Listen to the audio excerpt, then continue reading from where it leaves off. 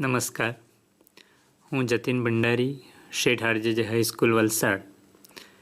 આજે આપની સમક્ષ ધોરણ 12 ભાગ 1ના પ્રકરણ 1 વનસ્પતિઓમાં વહન સંદર્ભે નીટની પરીક્ષાલક્ષી તૈયારી કેવી રીતે કરી શકાય તેના માર્ગદર્શન સાથે ઉપસ્થિત છું.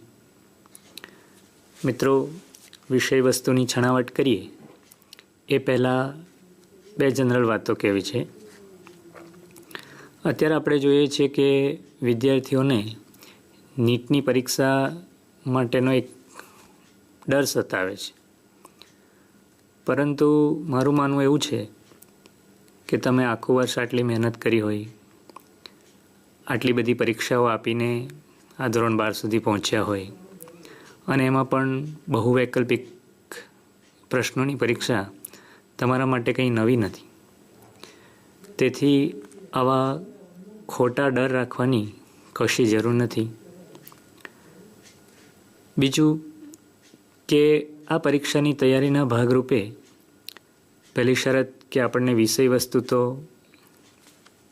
કંઠસ્થ હોવું જ જોઈએ, સાથે સમજ સાથેનું આપણે એને આત્મસાત કરેલું હોવું જોઈએ. પરંતુ માત્ર વિષય વસ્તુ આપણે જાણી લીધાથી પૂરતું થતું નથી. વધારે મહાવરા માટે, આપણા આત્મવિશ્વાસને વધારે સબળ બનાવવા માટે આપણે જૂના પ્રશ્નપત્રો, ખાસ કરીને આવી જે સ્પર્ધાત્મક પરીક્ષાઓ અગાઉના વર્ષોમાં લેવાઈ ચૂકી છે, તો એના પ્રશ્નપત્રોનો બારીકાઈથી અભ્યાસ કરીએ. ન કે માત્ર એના જવાબો જોઈ લઈને આપણું કાર્ય પૂરું થતું નથી, પરંતુ એમાં અગાઉની પરીક્ષામાં કેવા પ્રકારના પ્રશ્નો પૂછાયા છે, આમ તો જ્ઞાન, સમજ, કૌશલ્ય એવા બધા જ પાસાને ધ્યાનમાં લઈને પ્રશ્નો પૂછાતા હોય છે. પરંતુ મેં પણ જે જૂના પ્રશ્નપત્રનો અભ્યાસ કર્યો તેમાં એક વાત નોંધી છે કે આપણા શાળા કક્ષાએ જે પ્રકારના સીધા સરળ પ્રશ્નો પૂછવામાં આવે છે કે જેમાં કદાચ આપણને આપણા પાઠ્યપુસ્તકમાંથી સીધા વાક્યો જ મળી જાય, એવા પ્રશ્ન બહુ જ ઓછા આ નીટ જેવી સ્પર્ધાત્મક પરીક્ષામાં પૂછાતા હોય છે. પરંતુ એના બદલે તમારું કૌશલ્ય જાણવા મળે, એની કસોટી થાય, તમારી સમજ શક્તિની કસોટી થાય, એ પ્રકારના, બીજી રીતે કહું તો એપ્લાઇડ પ્રકારના પ્રશ્નો પર વધારે ભાર મૂકવામાં આવે છે. કોઈક સીધા વાક્ય આપણને ના મળતા એ પ્રશ્નના સંદર્ભે તમારે આવતી જે થિયરીઓ છે એ થિયરીઓને વિચારવી પડે અને એને રિલેટેડ કોઈક અન્ય પ્રકરણમાં એ થિયરી આવતી હોય અથવા એનો કોન્સેપ્ટ આવતો હોય તો એના અંગેની સમજ પણ તમારે વિચારવી પડે, તો તમે એનો સાચો જવાબ મેળવી શકો. તો એટલા માટે વિદ્યાર્થીઓને વિનંતી છે કે એઓ આવા પ્રશ્નપત્રનો અભ્યાસ કરે, જેથી કરીને કેવા પ્રશ્નો પૂછાય એનાથી આપણે થોડા આત્મવિશ્વાસુ બનીએ અને આપણે જે પ્રશ્નો ફેસ કરવાના છે આવનારી નીટ પરીક્ષામાં તેમાં આપણે વધુ સારી રીતે આપણો દેખાવ કરી શકીએ. તો હવે આ પ્રકરણના વિષયવસ્તુ પર જઈએ તો આમ તો બાયસેગના માધ્યમથી જ તમે પ્રકરણ 1 વનસ્પતિઓમાં વહનના વિષયવસ્તુની ખૂબ જ રસપ્રદ રીતે અને ગહન રીતે એમાંથી અભ્યાસ કર્યો જ છે. અહીંથી એનું પ્રસારણ થયું છે. તો આજે વિષયવસ્તુને ખૂબ ઊંડાણમાં ન જતા એવા પ્રશ્નો જે ભૂતકાળની પરીક્ષામાં પૂછાઈ ચૂક્યા છે અને બીજા અન્ય કેટલાક પ્રશ્નો કે જે આવી પરીક્ષાઓમાં પૂછાતા હોય એવા પ્રશ્નો સાથે હું આપની સમક્ષ ઉપસ્થિત છું. તો અહીં હું પ્રથમ પ્રશ્ન રજૂ કરીશ અને પછી એને રિલેટેડ જે કંઈક વિષયવસ્તુ હશે એની સાથે આપણે ચર્ચા કરીશું.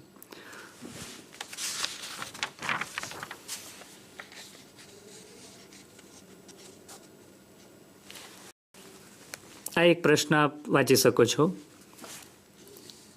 જે AIPMT 2011ના વર્ષમાં પૂછાયેલો પ્રશ્ન છે. બિંદુ ઉત્સેદન કોને પરિણામે થાય છે?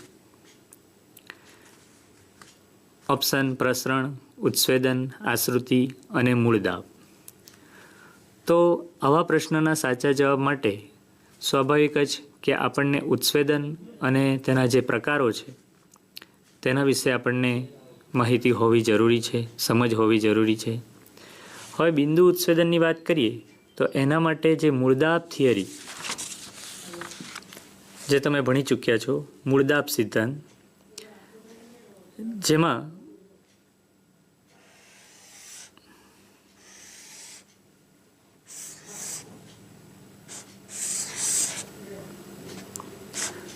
આ જલવાહક પેશીનો ઘટક દોરેલો છે. સમજો કે જલવાહિની છે. આ જલવાહિની જ્યારે પાણીનું ઉર્ધ્વ વહન દર્શાવતી હોય ત્યારે પાણીનું વહન ઉપરની તરફ જે થાય છે એના પાછળનું જે વૈજ્ઞાનિક કારણ છે એ આપણે જાણવું જરૂરી બને.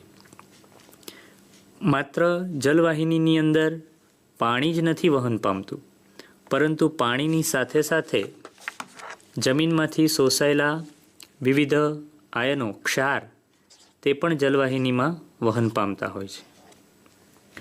અને આ ક્ષારો જ્યારે ઉપરની તરફ વહન પામે ત્યારે પાણીનું વહન આશ્રુતિની ઘટના સાથે સંબંધિત હોય છે.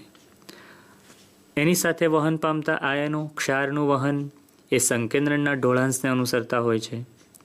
અને એ રીતે જ્યારે પાણી અને ક્ષારોનું વહન થતું હોય ત્યારે આપણી થિયરીના એક ભાગમાં એવું લખ્યું છે કે આ રીતે પ્રકાંડ જમીનના નજીકના ભાગે, પ્રકાંડના ભાગેથી કાપ મૂકવામાં આવે તો તેમાંથી પાણી બહાર વહી આવે છે અને આપણે જોઈ શકીએ કે મૂળદાબ છે. તો આ રીતે જ્યારે પાણીનું વહન ઉપરની દિશામાં થતું હોય ત્યારે પાણી એક જલવાહક પેશીના ઘટકમાંથી બીજી જલવાહક પેશીના ઘટકમાં દાખલ થવા માટે પ્રથમ તો સંકેન્દ્રણનો ઢોળાંશ, અહીં એની સાંદ્રતા વધવી જોઈએ. એટલે પ્રથમ તો આ ઘટકમાંથી આયનો સંકેન્દ્રણને ઢાળને અનુસરીને વધુ સંકેન્દ્રણથી ઓછા સંકેન્દ્રણ તરફ જશે. એટલે અહીં આયનોનું સંકેન્દ્રણ વધે. આયનોનું સંકેન્દ્રણ વધશે એટલે આ જલવાહિનીના ઘટકની અંદર આયનોનું સંકેન્દ્રણ વધે.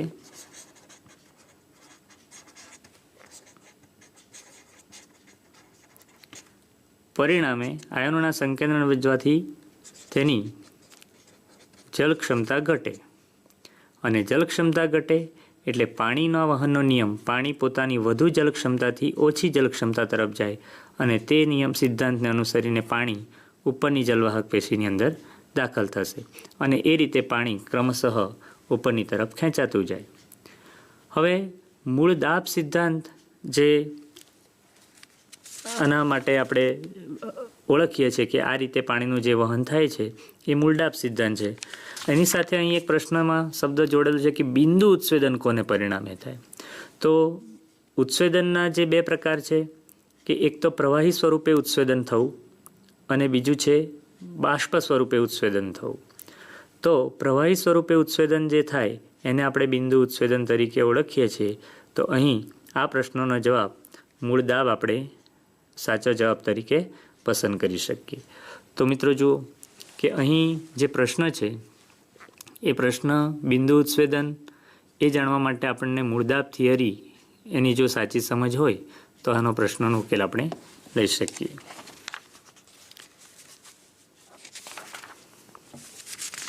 આવો જ એક સ્પર્ધાત્મક પરીક્ષામાં પૂછાયેલો બીજો પ્રશ્ન જે 2014ની પરીક્ષામાં પૂછાયો હતો. આપેલ પૈકી કયો નોન રિડ્યુસિંગ કાર્બોદિત પદાર્થ છે? સુક્રોઝ, લેક્ટોઝ, આરયુબીપી અને માલ્ટોઝ. તો આ પ્રશ્નનો જવાબ આપણે મેળવતા પહેલાં આપણા પ્રકરણની અંદર છેલ્લી એક થિયરી આપેલી છે સામૂહિક વહન સિદ્ધાંત. તો એની ટૂંકમાં ચર્ચા કરીએ.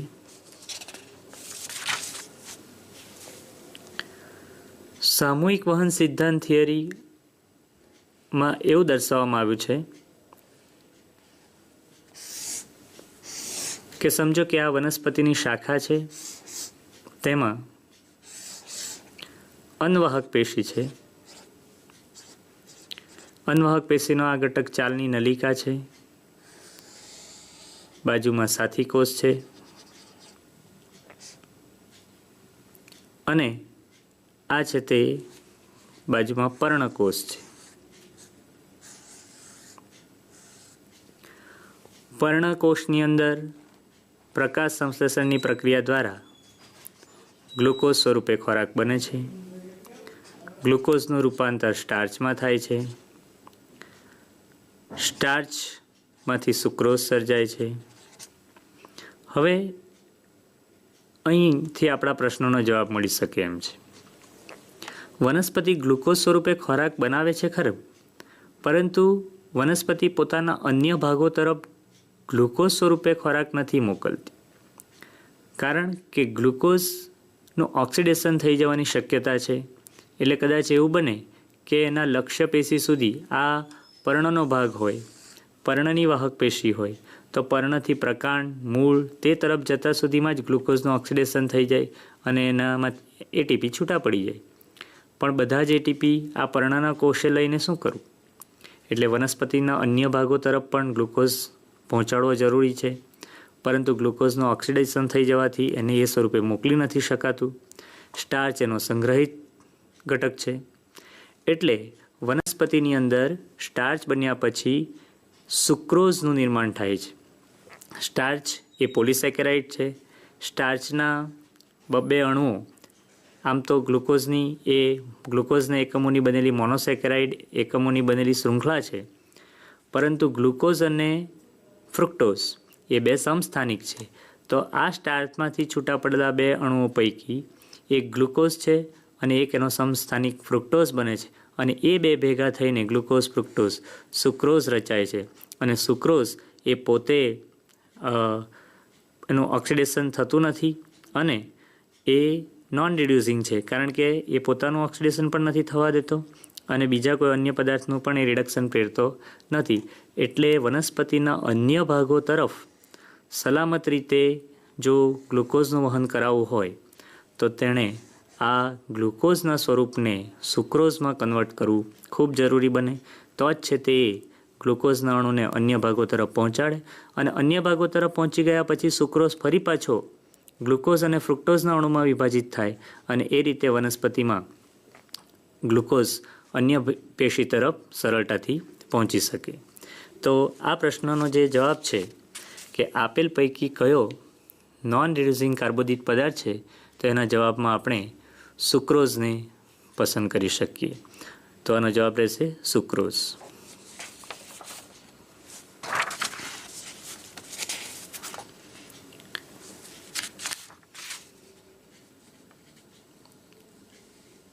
અન્ય એક પ્રશ્ન, કોષને પાણીમાં મૂકતા આશ્રુતિમય વિસ્તરણ થાય છે, જે મુખ્યત્વે કઈ અંગિકા દ્વારા નિયંત્રિત છે? રસધાની, રંજક કણ, રિબોઝોમ કે પછી કણપસૂત્ર? તો મિત્રો, આ પ્રશ્નના જવાબ માટે આપણે વિચારીએ. કોષ રચના આપણે ધોરણ 11ના પ્રથમ ભાગમાં 5મા પ્રકરણમાં ભણી ચૂક્યા છીએ, અને તેમાં આપણે એવું સમજ્યા છીએ કે વનસ્પતિ કોષ અને પ્રાણી કોષ એ પૈકી વનસ્પતિ કોષની અંદર સુવિકસિત રસધાની જોવા મળે છે. અને આ જે રસધાની છે એ રસધાની ધાની રસ ધરાવે છે. અહીં એક વસ્તુ ધ્યાન રાખવા જેવી છે કે વનસ્પતિ કોષમાં રસધાની એની પાણીની ટાંકી સમાન છે, અને તેથી જે પણ કોષ પાણી મેળવે છે પોતાની અંદર, એ પાણી રસધાનીમાં દાખલ થાય છે. અને રસધાનીના કદને કારણે જ કોષ પણ પોતાની આસુન સ્થિતિને જાળવી શકે છે. એટલે રસધાનીનું કદ વધે તો એની સાથે સાથે કોષનું પણ વિસ્તરણ થાય, અને એટલે વનસ્પતિ કોષની અંદર પાણીને સમાવતી રચના જે છે એ રસધાની છે, એવું આપણે ધ્યાન રાખીએ. તો આ પ્રશ્નનો જવાબ આપણે કોષને પાણીમાં મૂકતા આશ્રુતિમય વિસ્તરણ થાય જે મુખ્યત્વે કઈ અંગિકા દ્વારા થાય એનો જવાબ આપણે રસધાની પસંદ કરી શકીએ. તો આ રસધાની એનો સાચો જવાબ મળે.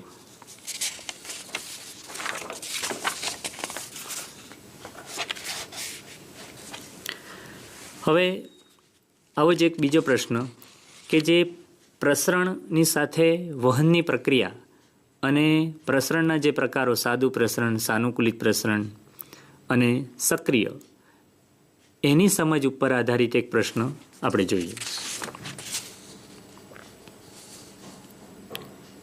આ પણ એક સ્પર્ધાત્મક પરીક્ષામાં પૂછાયેલો પ્રશ્ન. સક્રિય વહનમાં વાહક પ્રોટીનનો ઉપયોગ થાય છે જે એટીપીના સ્વરૂપમાં શક્તિનો ઉપયોગ કરે છે કે જે ઓપ્શન છે કોષ દિવાલના સંકેન્દ્રણ ઢાળની વિરુદ્ધ અણુઓનું વહન કરવા માટે, ઓપ્શન બી કોષરસ પટલના સંકેન્દ્રણ ઢાળની વિરુદ્ધ દિશામાં અણુનું વહન કરવા માટે, ઓપ્શન સી કોષરસ પટલના સંકેન્દ્રણ ઢાળની વિરુદ્ધ અણુનું વહન કરવા માટે અને ઓપ્શન ડી કોષ દિવાલના સંકેન્દ્રણ ઢાળની દિશામાં અણુનું વહન કરવા માટે. તો મિત્રો, આનો જવાબ આપણે મેળવીએ તે પહેલાં આના સંબંધિત જે થિયરી છે એનો આપણે ટૂંકમાં પરિચય મેળવીએ. વનસ્પતિના કોષના બે આવરણો બાહ્ય તરફથી હોય છે. સૌથી બહારનું આવરણ કોષ દિવાલ અને કોષ દિવાલની અંદર તરફ કોષરસ પટલ. હવે આ બંને આવરણોની જે લાક્ષણિકતા છે અણુઓના અવરજવર સંદર્ભે, તો તેની વાત કરીએ તો જો આ પ્રાથમિક કોષ દિવાલ હોય, પ્રાથમિક કોષ દિવાલ, તો એ પ્રાથમિક કોષ દિવાલ આયનો માટે પ્રવેશશીલ છે. એનો અર્થ કે કોઈપણ આયનો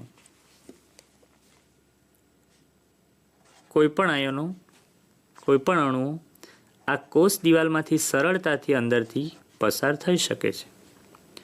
પરંતુ કોષરસ પટલ કોઈપણ આયન કોઈપણ દ્રવ્ય માટે સરળતાથી પ્રવેશશીલ નથી, કારણ કે કોષરસ પટલ એ પસંદગીમાન પ્રવેશશીલ પટલ છે અને એ પસંદગીમાન પ્રવેશશીલ પટલ હોય એ આયનોની અવરજવર પસંદગીપૂર્વક કરે છે. એટલે કોષરસ પટલમાંથી પસાર થવા માટે દ્રવ્યોએ ચોક્કસ આયન માર્ગમાંથી પસાર થવું પડે. તો આપણે ફ્લુઇડ મોઝેઇક મોડલને ધ્યાનમાં રાખતા આ કોષરસ પટલનો આટલો ભાગ આ રીતે કલ્પી લઈએ.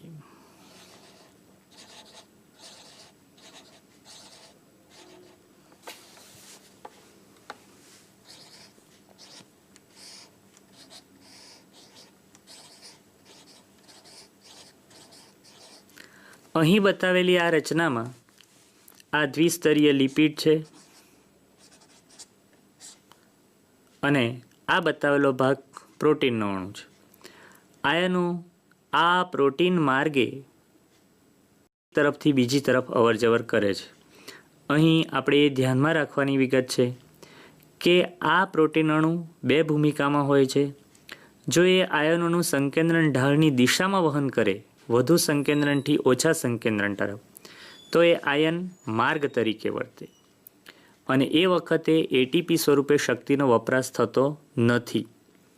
પરંતુ જો આ પ્રોટીન સંકેન્દ્રણ ઢાળની વિરુદ્ધ દિશામાં આયનોનું પ્રસરણ કરે, એટલે કે ઓછા સંકેન્દ્રણથી વધુ સંકેન્દ્રણ તરફ, તો એ એટીપી સ્વરૂપે શક્તિ ખર્ચ કરે છે અને ત્યારબાદ એ આયનોની અવરજવર થવા દે છે અને તે વખતે આયન પંપની ભૂમિકામાં રહેશે. તો આટલી સમજ જો આપણને હોય તો આ પ્રશ્નનો સાચો ઉકેલ કે સક્રિય વહનમાં વાહક પ્રોટીનનો ઉપયોગ થાય જે એટીપીના સ્વરૂપમાં શક્તિનો ઉપયોગ કરે છે, તો એમાં કોષ દિવાલને તો આપણે ધ્યાનમાં લેવાની જ નથી, કારણ કે કોષ દિવાલ તો પ્રવેશશીલ પટલ તરીકે વર્તે છે. એટલે આપણી પાસે બી અને સીમાંથી પસંદ કરવાનું રહે અને તેમાં આપણે એવું કહી શકીએ કે કોષરસ પટલના સંકેન્દ્રણ ઢાળની વિરુદ્ધ અણુનું વહન કરવા માટે, કારણ કે અત્યારે જ આપણે વાત કરી કે કોષરસ પટલ સંકેન્દ્રણ ઢાળની વિરુદ્ધ દિશામાં વહન કરાવે તો એટીપી સ્વરૂપે શક્તિ ખર્ચ કરે છે માટે આ પ્રશ્નનો સાચો જવાબ સી આવી શકે.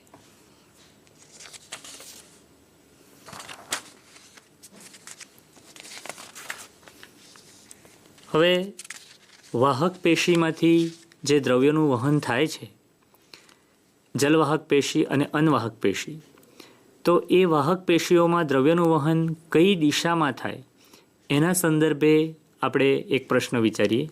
જલવાહક પેશી અને અનવાહક પેશી પૈકી પ્રશ્ન સ્પર્ધાત્મક પરીક્ષામાં પૂછાયેલો પ્રશ્ન છે. એસેરેશન અને રીઝન એટલે કે વિધાન અને એનું કારણ પૂછતો આ પ્રશ્ન અનવાહકમાં દ્રવ્યનું વહન દ્વિદિશીય હોય છે, એટલે કે ઉર્ધ્વ તેમજ અધઃ બંને વહન દર્શાવે છે.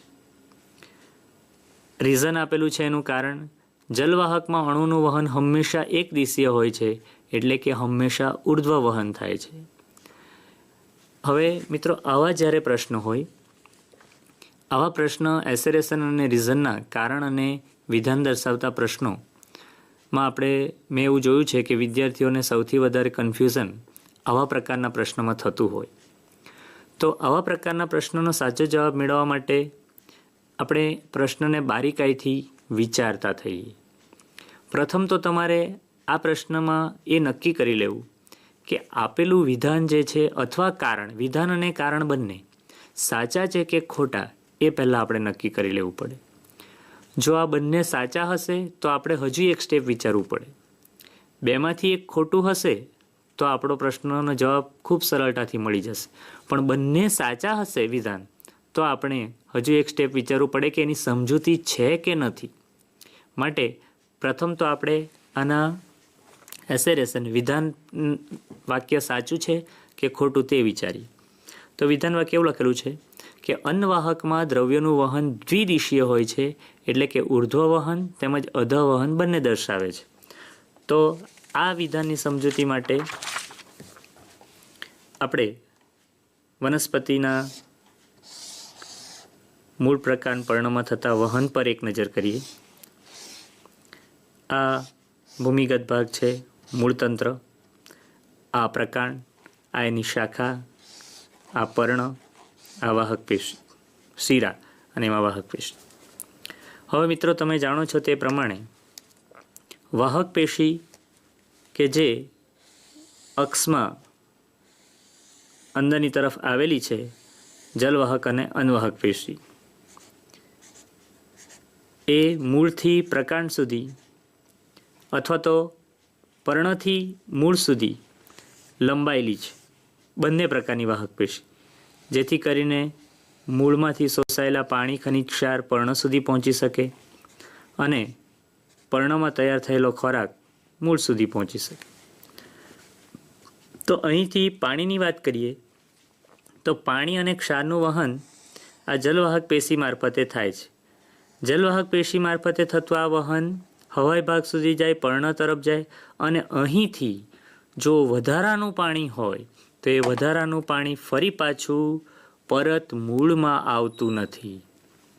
એનું ઉત્સ્વેદન થઈને એ વાતાવરણની અંદર દાખલ થાય છે. એટલે આપણે એવું કહી શકીએ કે જલવાહક પેશીમાં પાણીનું અને ક્ષારનું વહન, પાણીનું વહન એક જ દિશામાં થાય છે. એટલે આ વિધાનને રીતે યાદ રાખીએ.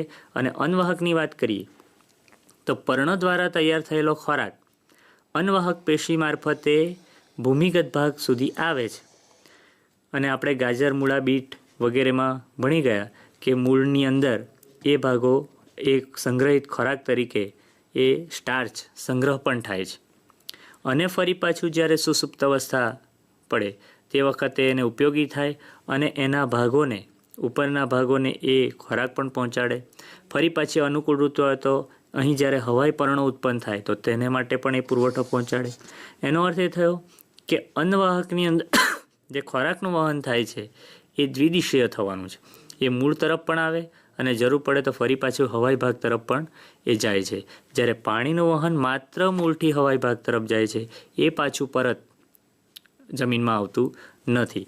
તો આટલી સમજ જો આપણે મેળવેલી હોય તો આ પ્રશ્નનો સાચો જવાબ તો અહીં આપણે એટલું નક્કી કરી લીધું કે અન્વવાહકમાં દ્રવ્યનું વહન દ્વિદિશીય હોય છે, એટલે ઉર્ધ્વ તેમજ અધઃ બંને વહન દર્શાવે. તો આ વિધાન સાચું થયું.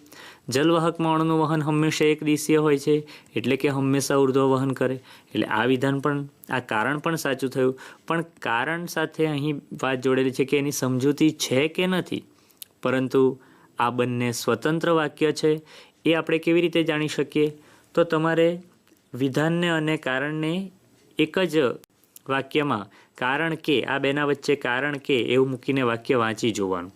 અને એવું મૂકીને વાક્ય વાંચતા જો તમને લાગે કે એનું કારણ બને છે, તો આપણે કારણ છે એવું સાચી સમજૂતી છે એવું પસંદ કરી શકીએ. અન્યથા એ સાચી સમજૂતી નથી એવું આપણે નક્કી કરી લેવું. તો અહીં આ પ્રશ્નના જવાબમાં આપણે બી વિકલ્પ વિધાન એ અને કારણ આર બંને સાચા છે અને આર એ એની સાચી સમજૂતી નથી, એને આપણે સાચા જવાબ તરીકે પસંદ કરીશું.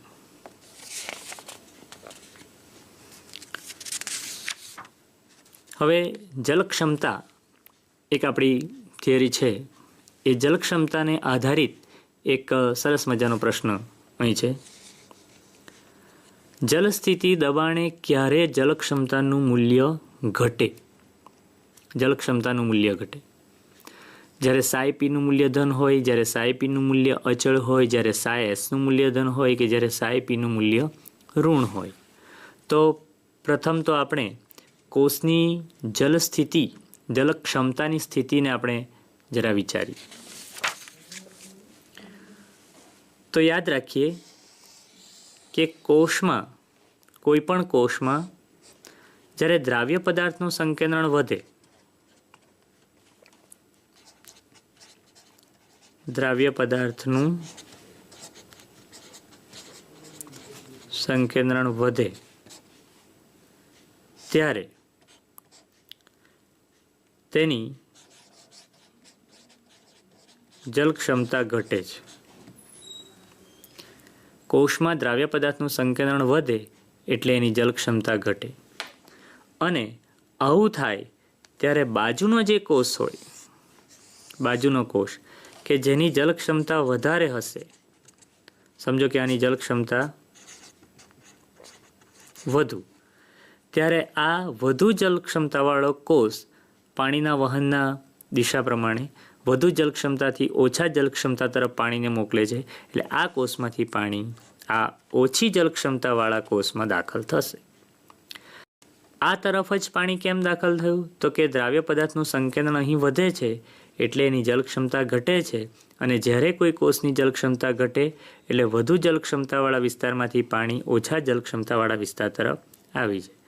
અને આમ થાય એટલે કોષની અંદર પાણીનું દબાણ વધતું જાય. આમાં આ કોષમાં, અને કોષમાં જ્યારે આ રીતે પાણી અંદર પ્રવેશતું જાય એટલે પરિણામે આ કોષનું સાઈ-પી દબાણ ઘટકમાં વધારો થાય. સાઈ-પીમાં વધારો થાય એટલે એનું સાઈ-પી વધતું જાય, જેના બીજા શબ્દમાં આપણે કહીએ કે એનો આસુંદાબ વધે છે. આસુંદાબ વધે એટલે જલક્ષમતા વધી, એને આસુંદાબ વધે છે. અહીં આ સમજૂતી આપણે મેળવેલી હોય તો હવે આના આધારિત જે પ્રશ્ન છે તેનો જવાબ આપણે મેળવી શકીએ કે જલસ્થિતિ દબાણે ક્યારે જલક્ષમતાનું મૂલ્ય ઘટે? તો સાઈ-પીનું મૂલ્ય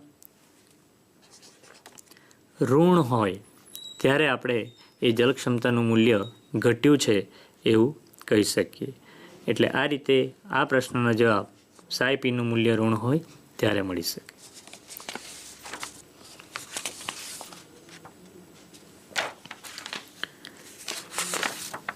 અન્ય એક પ્રશ્ન છે, વનસ્પતિના મૂળરોમ કઈ પ્રક્રિયા દ્વારા ભૂમિય જળનું શોષણ કરે છે? હવે મૂળરોમ કઈ પ્રક્રિયા દ્વારા ભૂમિય જળનું શોષણ કરે એનો સાચો જવાબ આમાંથી આપણે પસંદ કરીશું. પ્રસરણ, આશ્રુતિ, અંતઃચૂષણ, અભિશોષણ. તો આ પ્રશ્નના સાચા જવાબ માટે આપણે ભૂમિમાં મૂળની સ્થિતિ પર જરા વિચાર કરીએ. આ ભૂમિમાં માટીના કણના વચ્ચેના અવકાશમાં પ્રસરેલું મૂળ છે માટીના કણના વચ્ચેના અવકાશમાં, અને આ માટીના કણના વચ્ચે ભૂમિય જળ આ રીતે ગોઠવાયેલું છે. આપણે આ જળનો પ્રવેશ મૂળમાં બતાવવાનો થાય. તો આ જળનો પ્રવેશ મૂળમાં બતાવવા માટે આપણે સિદ્ધાંતને ધ્યાનમાં રાખીએ તો આ મૂલાધિ સ્તરના કોષ છે. મૂલાધિ સ્તરના કોષ, આ મૂલાધિ સ્તરના કોષમાં પાણી ક્યારે અંદર દાખલ થાય, કોઈ પણ કોષમાં પાણી ક્યારે અંદર દાખલ થાય એની સમજ આપણને હોવી જોઈએ. તો કોઈ પણ કોષમાં પાણી ક્યારે દાખલ થાય, તો કે આ કોષમાં જલ ક્ષમતા ઓછી હોવી જોઈએ મૂલાધિ સ્તરમાં. અને એની જલ ક્ષમતા ક્યારે ઓછી હોય, તો કે એના મૂળના કોષમાં સંકેન્દ્રણ ઘટક વધારે હોય. એટલે આ સંકેન્દ્રણ ઘટક આની અંદર વધારે છે, અંદર દ્રવ્યો વધારે છે. એટલે આપણે એવું કહીએ કે આ મૂળના કોષમાં સંકેન્દ્રણ ઘટક વધુ છે, એટલે એની જલ ક્ષમતા ઓછી છે, અને એટલે એની જલ ક્ષમતા ઓછી છે એટલે આ ભૂમિય જળમાંથી પાણી મૂળના કોષમાં દાખલ થાય છે. અને આ પ્રક્રિયાને આપણે આશ્રુતિ દ્વારા પણ વિચારી શકીએ. આશ્રુતિનો સિદ્ધાંત છે કે પાણી મંદ સાંદ્રતા તરફ હોય, એ મંદ દ્રાવણમાંથી પાણીનું પ્રસરણ સાંદ્ર દ્રાવણ તરફ થતું હોય છે. તો અહીં સંકેન્દ્રણ ઘટક વધુ હોવાથી મૂળરોમના આ કોષોમાં દ્રાવણની સાંદ્રતા વધારે છે, અને અહીં ભૂમિય જળમાં સાંદ્રતા ઓછી છે, એટલે પાણી મંદ દ્રાવણથી સાંદ્ર દ્રાવણ તરફ વહી આવે છે. માટે આ સમજ મેળવી લીધા પછી આ પ્રશ્નનો જવાબ હવે વિચારી શકાય કે વનસ્પતિના મૂળરોમ કઈ પ્રક્રિયા દ્વારા ભૂમિય જળનું શોષણ કરે, તો કે આશ્રુતિની પ્રક્રિયા દ્વારા એ ભૂમિય જળનું શોષણ કરે છે.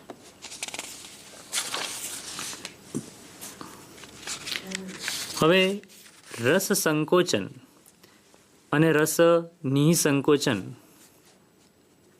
જે થિયરી છે એના આધારિત એક એપ્લાઇડ પ્રકારનો પ્રશ્ન છે કે જે આપણે આમ વ્યવહારમાં પણ જોતા હોઈએ છીએ, પણ એના પાછળનું જે ખરેખરું વૈજ્ઞાનિક કારણ છે એ આપણે આવા પ્રશ્ન દ્વારા પણ સમજી શકીએ. એ જોઈએ કે કાપેલ ડુંગળી પર મીઠું નાખતા કઈ ક્રિયા થાય. આમ તો આપણે રોજબરોજના આપણા જીવનમાં આ ઘટના જોઈ જ છે કે આપણે જે સેલડ તૈયાર કરીએ છીએ એમાં મીઠું નાખીએ તો પાણી છૂટી આવે.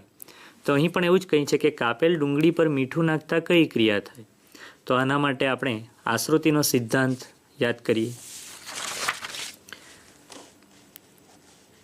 રસ સંકોચનનો સિદ્ધાંત, આ કોષ છે, આ કોષને જુદી જુદી 3 પરિસ્થિતિમાં રાખીએ.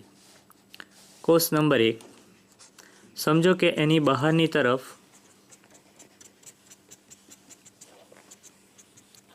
અધિસાંદ્ર દ્રાવણ રાખેલ છે.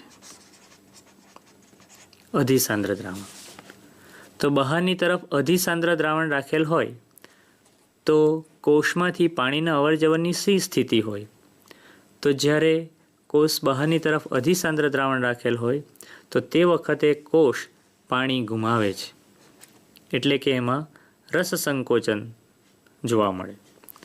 આ જ કોષને જો અધોસાંદ્ર દ્રાવણમાં રાખેલ હોય, અધોસાંદ્ર દ્રાવણ, તો આ કોષ પાણી મેળવે છે અને પરિણામે આ કોષના કદમાં વધારો થશે. અને જો આ કોષને સમસાંદ્ર દ્રાવણમાં રાખવામાં આવે તો કોષમાં પાણીની અવર જવર બહુ નોંધપાત્ર રીતે થતી નથી, નહિવત થાય છે. તો મિત્રો, અહીં આ 2 ઘટના જે છે તેમાંથી આપણા પ્રશ્નોનો જવાબ મળવાનો છે કે કોષની બહાર જ્યારે બી અધિસાંદ્ર દ્રાવણ આવશે, જ્યારે પણ, તે વખતે કોષ પાણી ગુમાવતું હોય છે. અને આ ગુમાવવાની પ્રક્રિયા, જેને આપણે રસ સંકોચનની પ્રક્રિયા તરીકે ઓળખીએ, જે એક પ્રકારની બહિરાશ્રુતિ છે. તો હવે આપણે પ્રશ્નનો જવાબ આ સિદ્ધાંતના આધારે વિચારીએ કે કાપેલ ડુંગળી પર મીઠું નાખતા કઈ ક્રિયા થાય. તો કે પાણી ડુંગળીના કોષમાંથી બહાર આવે, જે આપણો જવાબ તરીકે આવી શકે એવું છે. છતાં આપણે બધા બીજા ઓપ્શન પણ વાંચી લઈએ. મીઠું ડુંગળીના કોષમાં દાખલ થાય, મીઠું દાખલ થતું નથી. ડુંગળીના કોષમાંથી ધાની રસ બહાર આવે, એ પણ નથી થવાનું. ડુંગળીના કોષની કોષ દિવાલ સંકોચાય, એ પણ જવાબ ના આવે. એટલે પાણી ડુંગળીના કોષમાંથી બહાર આવી જાય છે, જે આપણા પ્રશ્નનો સાચો જવાબ મળી શકે.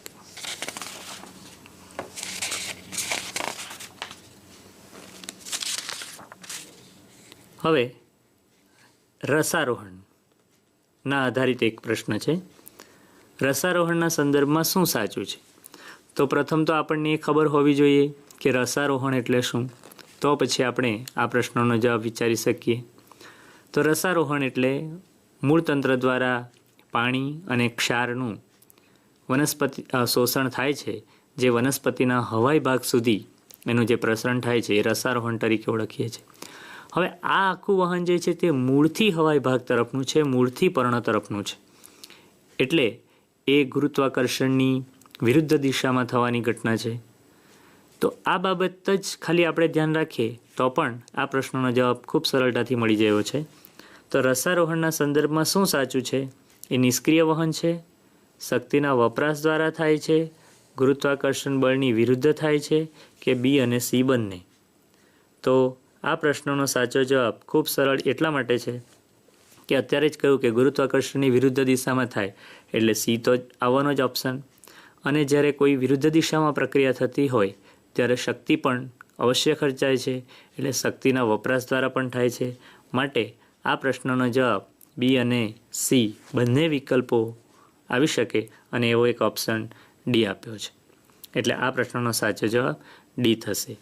આવું જ્યારે બે વિકલ્પો સાચા હોય ત્યારે ઘણીવાર વિદ્યાર્થીઓ શું કરે છે કે ઉતાવળમાં વિકલ્પો વાંચતા હોય અને પહેલો વિકલ્પ જ મળી જાય કે એ જવાબ છે, એટલે બીજા વિકલ્પો વાંચતા જ નથી. અને જ્યારે આવા પ્રશ્ન હોય કે બીજો પણ એકાદ વિકલ્પ સાચો હોય અને પછી આ હમણાં જે રીતે આપ્યું છે તે બી અને સી બંને એવો જવાબ જ્યારે હોય ત્યારે ઉતાવળે આપણે જ્યારે એક જ વિકલ્પ પસંદ કર્યો હોય તો આપણને આવડતો જવાબ પણ આપણે ખોટો કરી દઈએ છીએ. અને આ રીતે ઉતાવળ કરવી નહીં, અને બધા જ વિકલ્પો ભલે તમને એ ઓપ્શન જ સાચા જવાબ તરીકે દેખાઈ આવે છતાં પણ ધીરજથી બધા જ વિકલ્પો વાંચવા જોઈએ, જેથી કરીને કદાચ એવું બને કે એક કરતાં વધારે વિકલ્પ પણ સાચા હોઈ શકે.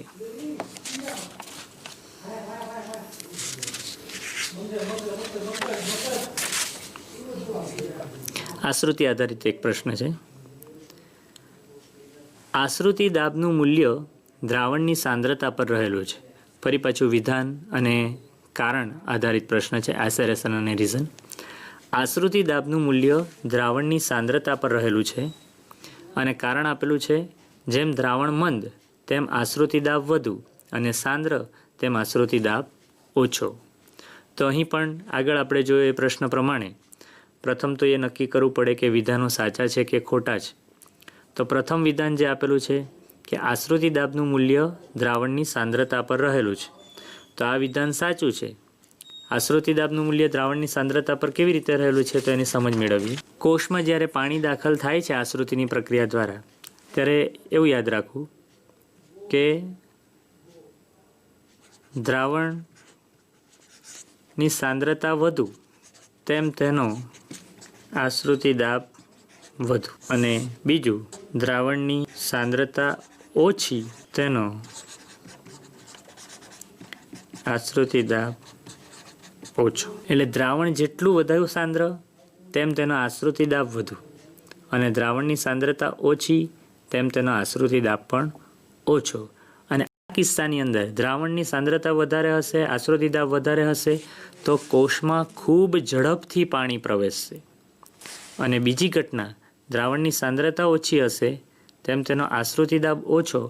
આ સિદ્ધાંત આધારિત જો આ કોષમાં સાંદ્રતા ઓછી હશે તો એનો આશ્રુતિ દાબ પણ ઓછો હશે અને એમાં ધીમે ધીમે પાણી પ્રવેશશે. તો આ સમજ આધારિત પ્રશ્નોનો જવાબ મેળવીએ. તો આશ્રુતિ દાબનું મૂલ્ય દ્રાવણની સાંદ્રતા પર રહેલું છે, વિધાન સાચું છે. અને જેમ દ્રાવણ મંદ તેમ તેનો આશ્રુતિ દાબ વધુ અને સાંદ્ર તેમ તેનો આશ્રુતિ દાબ ઓછો. તો આ વિધાન ખોટું છે, કારણ કે જેમ દ્રાવણ મંદ તેમ તેનો આશ્રુતિ દાબ વધુ એવું લખ્યું છે. દ્રાવણ મંદ હોય તો એનો આશ્રુતિ દાબ ઓછો થાય, માટે આ વિધાન ખોટું છે. અને આવું જ્યારે હોય, બે વિધાનોમાંથી એક વિધાન સાચું મળી જાય ને એક ખોટું મળી જાય, તો તે વખતે આપણો જવાબ મેળવવાનું ખૂબ સરળ બની જતું હોય છે. તો મિત્રો, આ પ્રકરણ 1માંથી આમ તો આવા તો ઘણા બધા સવાલો મળી શકે અને આપણને એ સવાલોના જવાબ શોધવા માટે સીધી લીટીમાં જવાબ ન મળતા આ રીતે એના થિયરીના પોઈન્ટ ઓફ વ્યૂથી વિચાર કરવો પડે. એના થિયરીના જે કોન્સેપ્ટ છે એ આપણે સમજેલા હોય તો આપણે એને સોલ્વ કરી શકીએ. માટે આપણે જ્યારે નીટની તૈયારી કરીશું અને તમે કરી જ રહેલા છો, ત્યારે આવા ખાસ કરીને જે એપ્લાઇડ પ્રકારના પ્રશ્નો હોય એના પર વધુ ધ્યાન આપો અને એના ખરેખરા તર્ક પર જઈને તર્ક આધારિત વિચાર કરીને એનો જવાબ મેળવવાનો પ્રયત્ન કરો. તો આ પ્રકરણમાં આમ તો હજુ વધુ કરી શકાય, પરંતુ આનાથી તમને થોડોક ઘણો ખ્યાલ આપવાનો પ્રયત્ન કર્યો છે કે કેવી રીતે સાચો જવાબ મેળવી શકાય અને કેવી રીતે આપણે નીટની તૈયારી કરી શકીએ. Thank you.